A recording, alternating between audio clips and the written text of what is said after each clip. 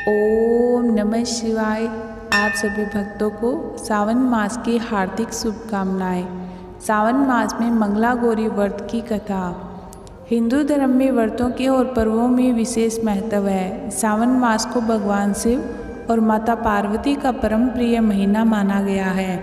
इस मास में प्रत्येक दिन किसी न किसी देवी देवता की विशेष पूजा की जाती है। उन्हीं में से एक है मंगला गौरी व्रत, जो मुख्य रूप से विवाहित स्त्रियां अपने पति की लंबी आयु, सौभाग्य और पारिवारिक सुख शांति के लिए करती हैं। मंगलवार का दिन माता गौरी को समर्पित होता है। सावन में मंगलवार को यह व्रत करना विशेष ही फलदायी माना जाता है। कुछ क्षेत्रों में यह व्रत नवविवाहित स्त्रियां विवाह के प्रथम वर्ष में करना आवश्यक मानती हैं। व्रत की विधि: सवेरे स्नान करके स्वस्थ लाल या पीले वस्त्र पहने। व्रत का संकल्प ने, हे मंगल गौरी, व्रत का मैं पूर्ण श्रद्धा और पालन से करूँगी, जिससे मेरे पति की आयु दीर्घायु हो, सौभाग्य और सुख की प्राप्ति हो। पूजन के स्थान पर स्वस्थ करके चौकी पर लाल वस्त्र बिछाए। माता गौरी की मूर्ति और चित्र स्थापित करें।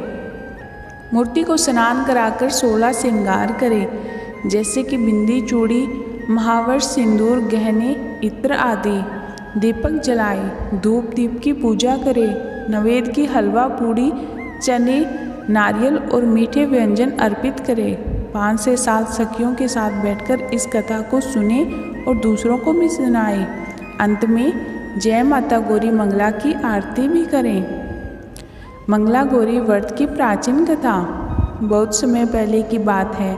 एक नगर में एक धनी सेठ रहता था, जिसका नाम धर्मदत्त था। उसके पास धन दौलत, नौकर चाकर, हवेलियाँ, सब कुछ था, लेकिन संतान नहीं थी। धर्मदत्त और उसकी पत्नी ने अनेक तीर्थ यात्रा, यज्ञ और दान पुण्य किए, लेकिन संतान का सुख न मिला। अंत में उन्होंने भगवान शिव और माता गौरी की तपस्या की। वर्षों की कठिन तप साधना के बाद में माता गौरी प्रकट हुई और बोली, सेठ, मैं तुम्हारी भक्ति से प्रसन्न हूँ। तुम्हें एक सुंदर कन्या की प्राप्ति होगी, लेकिन उसकी कुंडली में दोष रहेगा, वह विधवा हो जाएगी। सेठ दुखी हुआ, पर संतान की इच्छा से वह वरदान स्वीकार कर लेता है। कुछ समय बाद सेठ के घर में एक सुंदर कन्या का जन्म हुआ। उसका नाम उमा रखा गया। वह अत्यंत संस्कारी, सुंदर और भक्ति भाव से युक्त थी। जब वह विवाह के योग्य हुई तो सेठ ने उसका विवाह एक सुशील ब्राह्मण से कर दिया, जिसका नाम श्रवण था।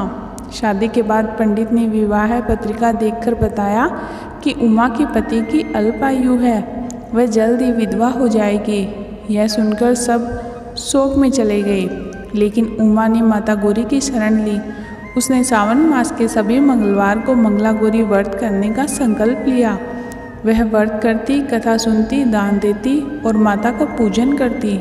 उमा की निष्ठा और श्रद्धा देखकर माता गौरी उससे अत्यंत प्रसन्न हुई।